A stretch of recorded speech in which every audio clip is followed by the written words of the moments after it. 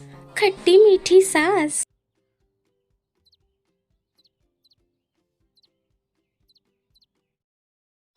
आइए देखते हैं खुशी बहुरानी के कैसे हालचाल है। बहू, कब तक नाश्ता मिलेगा? कब तू दे गई थी चाय? तब से बैठी हूँ। जल्दी ले आ नाश्ता। दोपहर हो जाएगी, दोपहर को करूँगी क्या नाश्ता? तभी वहाँ पे खुशी आती है और कहती है, जी माँ जी, मैं अभी लाई आपका नाश्ता। आपका नाश्ता तैयार रखा हुआ है, बस मैं इनका टिफ़िन लगा रही हूँ।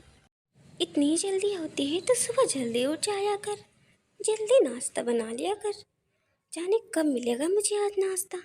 दोपहर हो जाएगी क्या, तब मिलेगा नाश्ता।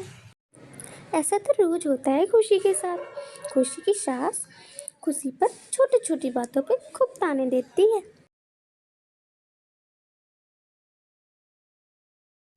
बहू को कितना समझाया है ठीक से काम किया कर।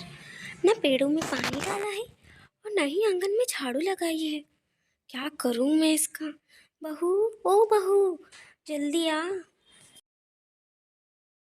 तुझे कितनी बार बताया है कि पेड़ों में पानी डाल दिया कर, तू सुनती क्यों नहीं है? और यहाँ पे कितना गंदा है। माँ जी, मैंने अभी सुबह ही सफाई की है और पेड़ों में पानी भी डाला था। आप जरा ठीक से देखिए। मुझे कह रही है कि ठीक से देखो? तू खुद देख ले, क्या मैं अंधी हूँ? मुझे कह रही है, जरा देख उधर। पर माँ जी, मैंने सुबह ही सफाई की है, सच में। मैं आपसे जबान नहीं लड़ा रही हूँ। तुझसे बहस करके तो मेरा सिर दर्द होने लगा। जा अभी मेरे लिए गर्मा गर्म चाय बना के लेके आ। जी माँ जी, मैं अभी लाई आपके लिए चाय। मैं आपसे जुबान नहीं लड़ा रही थी, माफ़ करिए मुझे। और अब शाम को। हाय ये बुढ़ापा, घुटनों ने तो नाक में दम करके रखा है। क्या करूँ मैं? तभी वहाँ पर खुशी आती है, शाम के खाने में क्या बनेगा ये पूछने के लिए। माँ जी, शाम हो गई है, क्या बनेगा खाने में बता दीजिए तो मैं बना देती हूँ। ऐसा कर, मटर पनीर की सब्जी बना ले और पूरी बना ले और पुलाव भी बना ले। बहुत मन है आज खाने का। जी माँ जी, जैसा आप कहें। कितनी सीधी है मेरी बहू, खामखा मैं इसको डांट देती हूँ। चलो कहती हूँ खाना बाद में बना ले, अभी मुझसे बातें शातें कर ले। देखती हूँ। बहू बैठ थोड़ी देर मेरे पास। चलो आज थोड़ी बातें कर लेते हैं, घर में और सब कैसे हैं। खाना पीना तो बनता ही रहेगा, ठीक है? जी माँ जी, जैसा आप कहें। खुशी सासू माँ के इस बर्ताव से बहुत अचंभित हो जाती है और फिर बाद में खुश भी हो जाती है कि सासू माँ उससे बातें कर रही हैं। और फिर अगले दिन रोज की तरह खुशी पूजा पाठ करके इसके बाद घर की साफ सफाई करती है और फिर बाद में रसोई में खाना बनाने के लिए चली जाती है। तभी खुशी की सासू माँ आती है वहाँ पर। अरे बहू, आज तो संडे है, आज थोड़ा लेट में खाना बना लेना। चलो कहीं घूमने चलते हैं, सब्जियाँ भी खरीद लेंगे और घूमना भी हो जाए। जी नहीं माँ जी, आप चली जाइए, तब तक मैं खाना भी बना लूँगी। इतनी देर में आप आ भी जाएंगी। अरे चलो ना बहू, जिद ना करो, रोज़ थोड़ी ही घूमने को मिलता है। आज मैं कह रही हूँ चलो।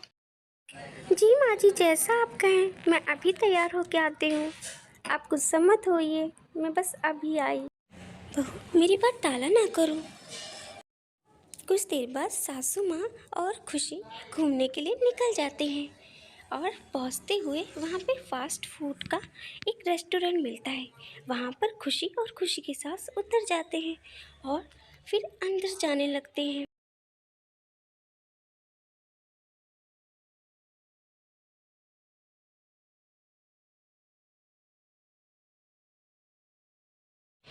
रेस्टोरेंट में पहुँचते ही, देखो भैया, अच्छे से अच्छा बर्गर दो मुझे और मेरी बहू को, ठीक है ना?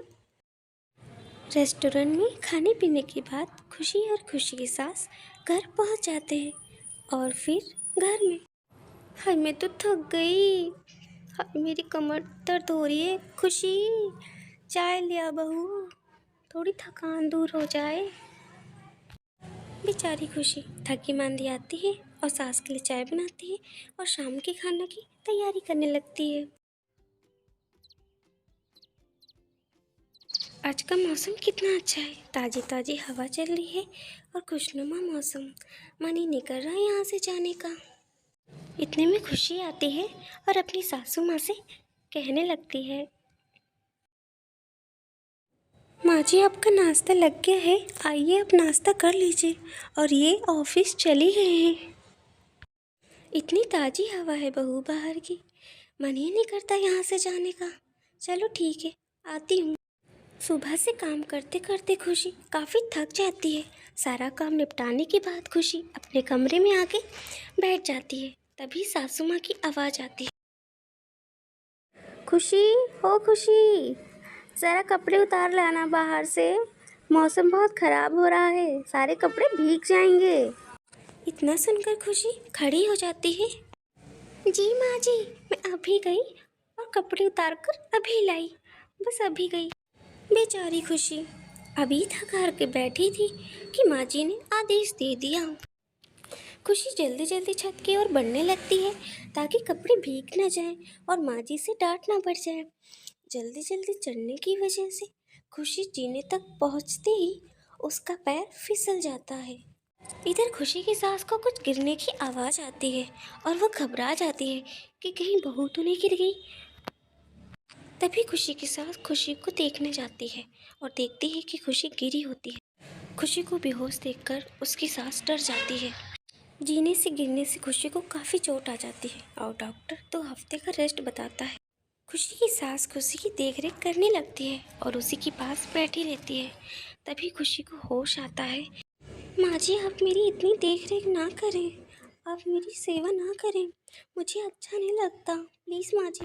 बहू चोट तो मेरी ही वजह से तुम्हें लगी है और ना मैं तुम्हें कपड़े लाने को कहती, ना ही तुम मेरी वजह से ऐसे चोट खा के यहाँ बिस्तर पे होती।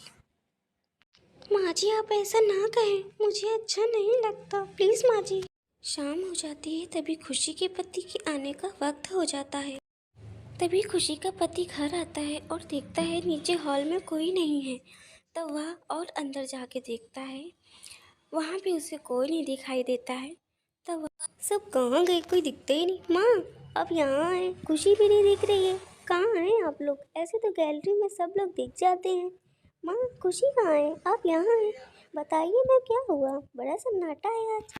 बेटा वो खुशी खुशी को चोट लगी है बेटा, बेटा वो आज जीने से गिर गई है। क्यों, ज़्यादा चोट तो नहीं आई ना माँ? कैसी है वो, कहाँ है? मैं अभी उसके पास जाता हूँ और देखता हूँ उसे ज़्यादा चोट तो नहीं आई ना माँ? महेश खुशी के कमरे में जाके देखता है तो खुशी को काफ़ी चोट आई हुई होती है, जिससे खुशी को देखकर महेश काफ़ी घबरा जाता है। खुशी तुम्हें इतनी चोट कैसे आई? तुम क्या कर रही थी और इतनी चोट तुम्हें आ गई? अब कैसी हो, ठीक तो हो ना? बोलो ना खुशी। मुझे ज़्यादा चोट नहीं आई है, आप प्लीज़ परेशान ना हों। बिस्तर में पड़ी हो तुम और तुम्हारे सिर पे पट्टी बंधी है और कहती हो घबराऊं ना मैं? तुम अपना ख्याल नहीं रखती। अगले दिन सुबह से काम करे करे तो मेरी कमर में दर्द होने लगी, ये घुटने ये तो और ही दर्द होने लगे हैं। न जाने मेरी बहू अकेली कैसे काम करती रहती है किचन में। इतना काम होता है बहू के पास, फिर भी वो मेरी हर काम करने के लिए तैयार रहती है। अब मैं भी उसका हाथ बटाऊंगी। माँ जी आप कल से बहुत काम कर रही हैं और मैं ऐसे बैठे बैठे बहुत बोर हो जाती हूँ, मुझे नहीं अच्छा लग रहा आप ऐसे काम कर रही हैं माँ जी।